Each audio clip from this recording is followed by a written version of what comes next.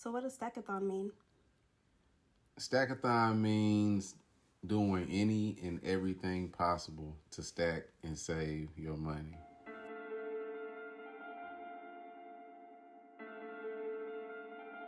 Hey, Castro go crazy.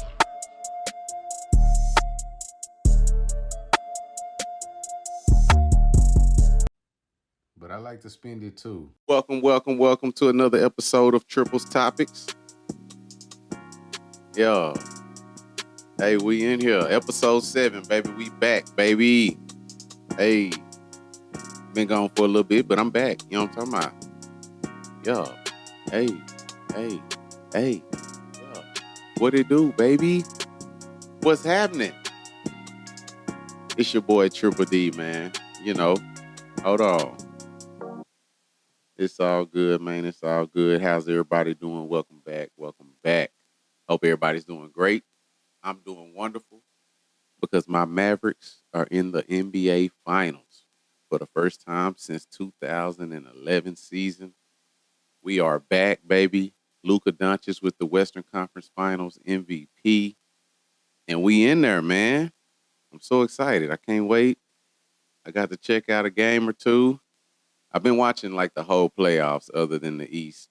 But yeah, the NBA finals are set for June 6th. It'll be the Dallas Mavericks taking on the Boston Celtics for all the marbles, man. And I'm geeked. Like last time the Mavericks won the championship, I did attend the parade. It was crazy. It was a lituation. It was just amazing for the city of Dallas, man. It was a great time, man. It had the spirits of the city up. The Rangers just won it last year. NBA finals are set. Luka and Kyrie versus Jason Tatum and his homeboy Jaylen Brown. Uh, I think it's gonna be a great series, man. I'm hoping that the Mavericks can pull it off. The bookmakers in Vegas already have Boston as the favorite, and they're expecting them to win like with ease. So I'm hoping the Mavericks can pull it off. We've been playing lights out all postseason. And if you think about it, or when I thought about it, if the Celtics were in the West, I can't say that they would be the best team in basketball because the West is so stacked, you know. But like in the East and them playing in the East all season, of course they're the best team overall, you know, because I mean they the number one seed in the East, but the East is really weak. You had teams in the playoffs that had below 500 records, you know. So now that they're actually playing somebody, and I feel like the Mavericks' road to the finals was way tougher than the Celtics. So hopefully that shows um, once the games start off and tip off, man. It's gonna be a great series. Tune in June 6th, and let's see if we can bring ring number 2 home to Dallas, man. I'm looking forward to it. I hope so. I'm excited. Hope it goes down in that manner. Um, the Stars are currently in the third round, and we are currently down to the Edmonton Oilers 3-2. We're down one game. We just lost last night in a close one. It was 3-1. But come on, Stars. We the number one seed, dog. We gotta pull this out, bruh. We gotta come on. Do it for Dallas right now. Dallas, man, we doing our thing in the sports world and the playoffs and all that. So I'm hoping we can keep that energy going. Uh yeah, it's just an exciting time. American Airlines Center is going crazy right now. Um, I got to check out a game. The game we lost, actually, though, man. It was tough.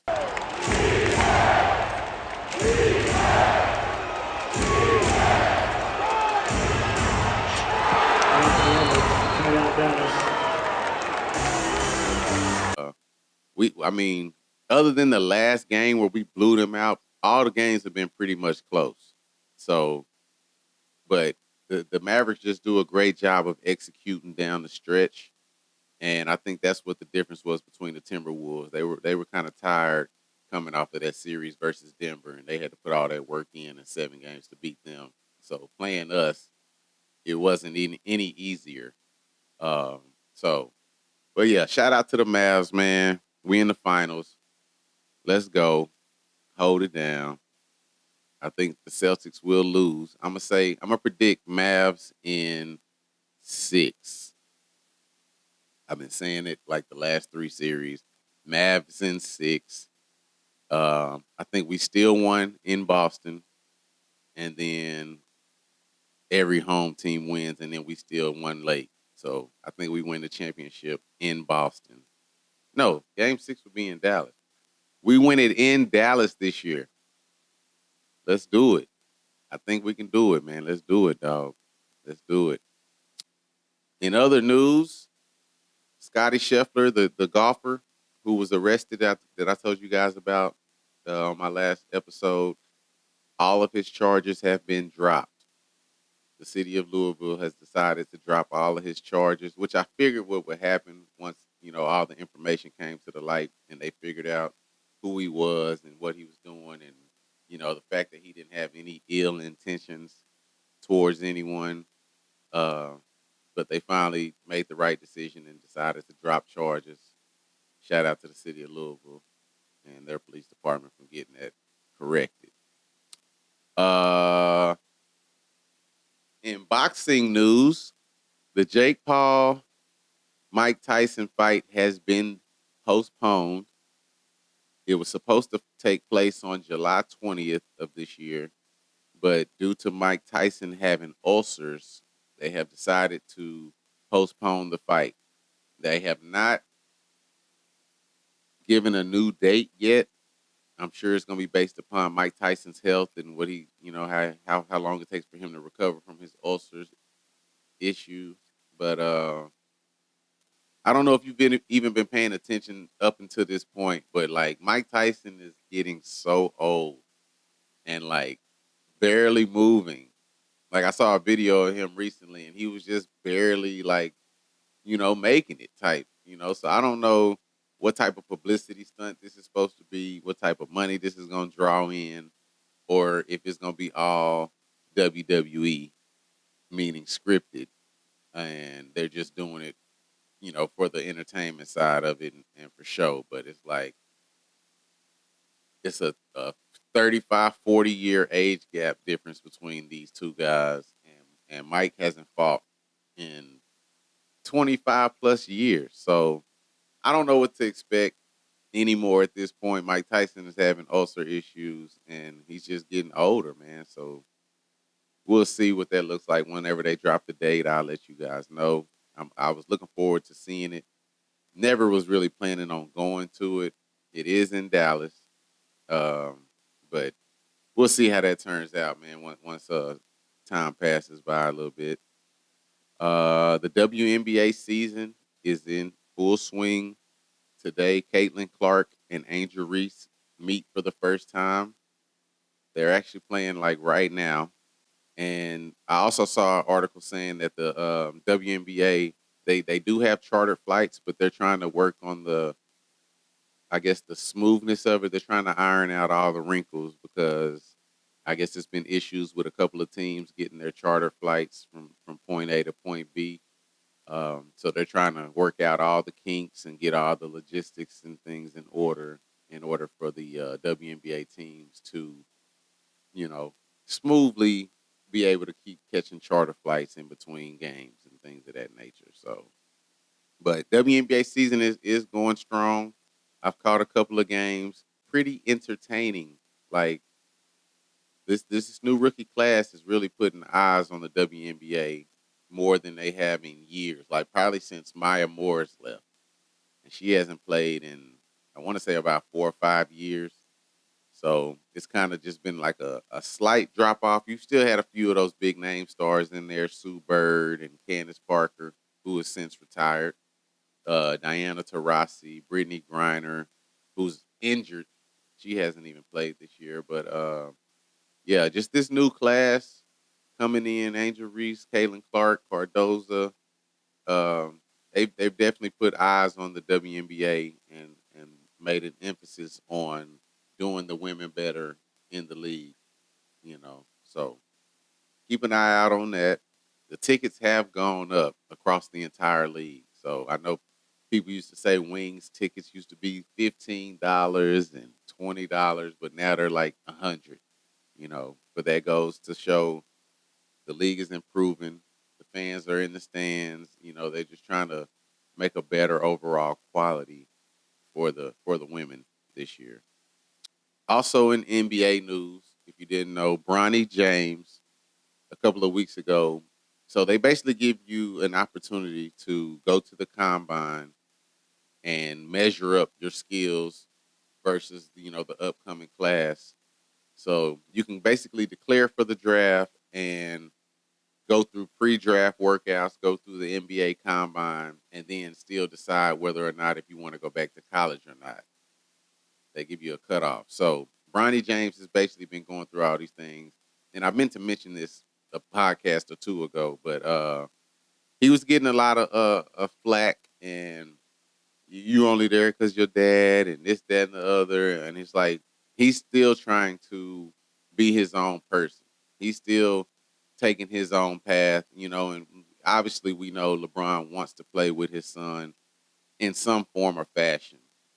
Um, but it's like he gets all this slack, but he's doing decent. He's not doing terrible. And honestly, there's a lot of guys in the NBA right now that are in those 9 through 15 positions that aren't even getting any play. They're not getting any burn, no clock time. They're not touching the court. They're literally just practice players. And from what I've seen, you can't tell me Bronny can't come in and impact a team or a game, even if he's just playing straight point guard and distributing the rock, hitting open shots, things of that nature. It's like he didn't really get an opportunity at USC to fully showcase his skills. And some may say he should stay in school one more year, you know. But I don't know, man. Like one more year could hurt him. He could get hurt. Um, it could be a coach's decision just to not play him for whatever reason. So it's like at least going professional and chasing that bag and at least chasing that NBA dream. I don't feel like it's a bad idea. Whether his dad is LeBron or not. If his dad is LeBron and they're using that as an excuse, that might be even more reason for him to go ahead and make the jump because him staying in college gives that college coach leeway to do what he pleases with him and his playing time. Like he could say, I don't care if your dad LeBron, like in my system, you don't work well. So we're gonna keep you on the bench or whatever the case may be. So um, do your thing, Bronny. I hope you do make it. I hope the Lakers do draft you. And I hope you get to play with your father, man. That would be amazing. That'd be a blessing. And, to get to play with the GOAT. And I feel like on LeBron's side, he just wants to get that assist from Bronny or throw Bronny an assist. Like I don't think it's ever happened in the NBA where a father and son have played together. I know it's happened in other sports, baseball specifically with Ken Griffey, and it might have happened twice in baseball. I'm gonna have to do my research on that, but I don't think it's ever happened in the NBA. We've had brothers in the league, but we've never had like a father son tandem in the league. All right. In other news, um, I don't really even talk about this dude too often, too much about really much nothing, but it just hit the news this week. It's been going on, but Trump has been in the news for this and that and that and this and owing people money and all these millions he has to pay certain people for all these different things. But he was recently given a guilty verdict on 34 counts, which makes him a felon, and he's still able to run for president. Like that just blows my mind. Like I don't get it. I don't even know how that works. I don't even know, you know, how you can be a felon and still run for president when you're a felon in this country. They treat you like you can't do anything but warehouse work or manual labor or you know basically your best bet or find you another lane that you can, make some decent money because no company likes to hire felons, man. It's crazy, but they're allowing this guy to still run for president. He's still doing his campaign. He's still going to be touring and, trying to get votes and this, that, and the other. Like, it just blows my mind, man. And I'm not going to go into the debate whether Trump was a good president or not. What people's thoughts about him are and not. Uh, I just thought that was pretty crazy. That he's having to pay all these millions for other things. Like it's just like this dude just keeps staying relevant for whatever reason. He's just in the news for this, in the news for that. He's doing this, he's doing that, good or bad. Like he's getting press. So I guess that's his goal at the end of the day. He's staying relevant in some form or fashion. But yeah, I hope he doesn't get in there. But then again, it's not. I don't know, man. We'll see. It's just kind of crazy to me, man. But this past weekend was Memorial Day. It was also my mother's birthday weekend. We had a barbecue. We all kicked it, had family and friends over at the house, played some games, played left, right, center. Just had a blast, man. Just my mother. A happy birthday to her again. It was actually on Tuesday where we had the get together on Monday. This past weekend also, um, my father finally finished celebrating his month long celebration of his pastoral anniversary. So shout out to him again. Had some guests in town. Had a great time. Went to dinner and things after church. So it was just a great weekend, man. I got to spend time with family and friends. It was beautiful, man. I love time in Dallas, man. It's always a good time. Also want to take my time to send my condolences to the Gordon family. A former NBA player, Drew Gordon, passed away this week in a car accident. He is the brother of last year's NBA champion, Aaron Gordon. And I did see, I think it was a single car crash, but definitely my condolences to his family, man. He was 33 years old, so still had a lot of life to live. Um, but yeah, moment of silence for him.